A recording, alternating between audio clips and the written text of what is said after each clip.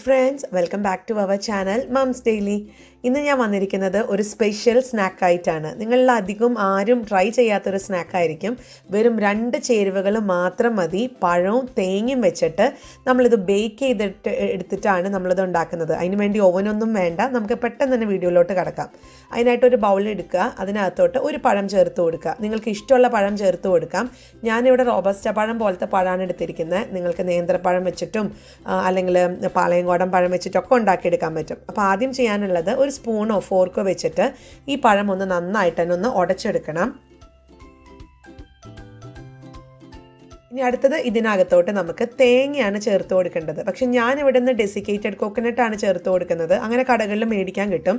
ഇത് ഡെസിക്കേറ്റഡ് തന്നെ വേണം എന്നില്ല. നിങ്ങളുടെ കയ്യിൽ നല്ല ഫ്രഷ് ആയിട്ട് ചെറിയ തേങ്ങ ഉണ്ടെന്നുണ്ടെങ്കിൽ അതാണ് ഏറ്റവും നല്ലത്. അതൊരു 1/4 കപ്പ് ചേർത്ത് കൊടുക്കാം.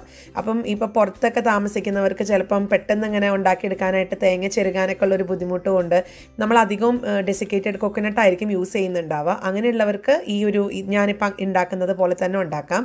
അതല്ല ഇനി നാട്ടിലൊക്കെ ഉള്ളവരാണെന്നുണ്ടെങ്കിൽ നല്ല പെട്ടെന്ന് തന്നെ ചെരുകിയെടുത്ത് നമുക്ക് നല്ല ഫ്രഷ് ആയിട്ടുള്ള തേങ്ങ ചെരുകുന്നത് ആഡ് ചെയ്യുന്നതിൻ്റെ സ്വാദ് മറ്റൊന്ന് തന്നെയാണ് കേട്ടോ.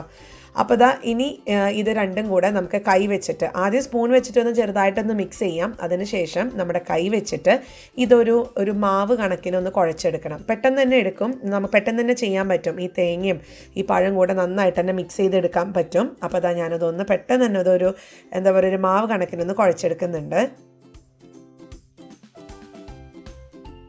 അപ്പോൾ ഈ ഒരു രീതിയിലേക്കാണ് ഞാൻ കുഴച്ചെടുത്തിട്ടുള്ളത്. ചെറിയൊരു നനവൊക്കെ നമുക്ക് കാണും. കാരണം പഴമല്ലേ, അതിൻ്റെ ഒരു നനവ് എന്തായാലും ഉണ്ടാവും.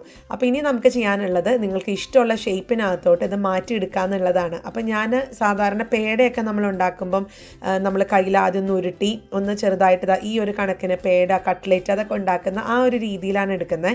ഇങ്ങനെ തന്നെ വേണം എന്നില്ല. നമുക്കത് കോക്കനട്ട് ബോൾസ് ആയിട്ട് വേണമെങ്കിൽ ഉണ്ടാക്കിയെടുക്കാൻ പറ്റും. അപ്പോൾ ഞാൻ ഇതുപോലെ ബാക്കിയുള്ളതും കൂടെ ഒന്ന് ഈ ഒരു ഷേപ്പിനകത്തൊന്ന് ആക്കിയെടുക്കുന്നുണ്ട്.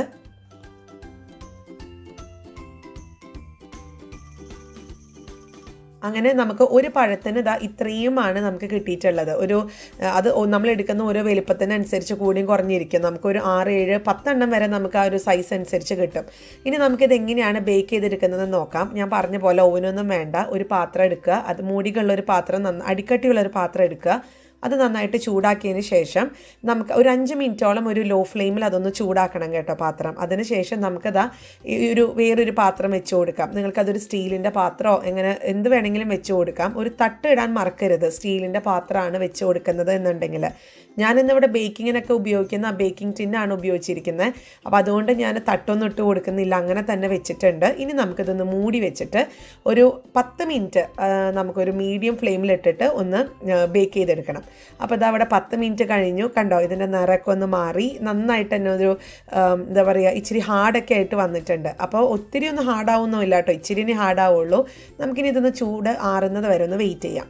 അപ്പോൾ ചൂടൊക്കെ ആറി വന്നിട്ടുണ്ട്. ഞാൻ എടുത്ത് കാണിക്കാം. കണ്ടോ, ഒത്തിരി ഞാൻ ഹാർഡെന്ന് പറയുമ്പോൾ ഓർക്കരുത് ഭയങ്കര കടിക്കാൻ ബുദ്ധിമുട്ടാണ്. അങ്ങനത്തെ പ്രശ്നമൊന്നുമില്ല. അതിൻ്റെ ചെറുതായിട്ട് നമ്മുടെ ഒരു തേങ്ങയൊക്കെ മൊരിയുമ്പോൾ ഉള്ള ഒരു കട്ടിയുണ്ടല്ലോ, അത്ര മാത്രമേ ഉള്ളൂ. ഇനി നമുക്ക് ചെയ്യാനുള്ളത് നിങ്ങൾക്ക് ഇഷ്ടമുള്ള നട്ട്സൊക്കെ വെച്ചിട്ട് ഡെക്കറേറ്റ് ചെയ്യാം. അങ്ങനെ വേണമെന്നൊന്നുമില്ല. ഞാൻ ഇപ്പോഴും പറയാറുള്ള പോലെ അതൊക്കെ ഫോട്ടോയ്ക്ക് കാണാനൊക്കെ ഒരു ഭംഗിക്ക് വേണ്ടി ചെയ്തേ ഉള്ളൂ. ഉണ്ടെങ്കിൽ പിസ്ത അല്ലെങ്കിൽ നട്ട്സ്, കശുവണ്ടിയൊക്കെ ചേർക്കാം. അല്ലെങ്കിൽ ചെറി ഉണ്ടെങ്കിൽ ചെറി ചേർക്കാം. ഞാനിപ്പോൾ ഇവിടെ പിസ്ത ഉണ്ടായിരുന്നു. അപ്പോൾ അതുകൊണ്ട് അത് ജസ്റ്റ് ഒന്ന് മേലെ ഇട്ടിട്ടുണ്ട്. അങ്ങനെ വെറും 2 ചേരുവകൾ വെച്ചിട്ട് ഉണ്ടാക്കാൻ പറ്റുന്ന വളരെ ഹെൽത്തി ആയിട്ടുള്ള ഒരു പലഹാരമാണിത്. തീർച്ചയായിട്ടും കുഞ്ഞുങ്ങൾക്ക് ഇഷ്ടപ്പെടും. കാരണം ഇതിൽ ആ തേങ്ങയുടെ ഫ്ലേവറാണ് കൂടുതൽ നമുക്ക് കിട്ടുക. പിന്നെ ഇടയ്ക്ക് ഒരു പഴത്തിൻ്റെ ഒരു ടേസ്റ്റും കൂടെ വരുമ്പോഴത്തേക്കും സൂപ്പറാണ് കേട്ടോ. അപ്പോൾ ഇതിൻ്റെ ഉള്ളിൽ എങ്ങനെ ഇരിക്കുന്നത് എന്നുള്ളത് നമുക്ക് കാണണ്ടേ. അപ്പോൾ ഞാൻ ഒരെണ്ണം എടുത്ത് കാണിക്കാം.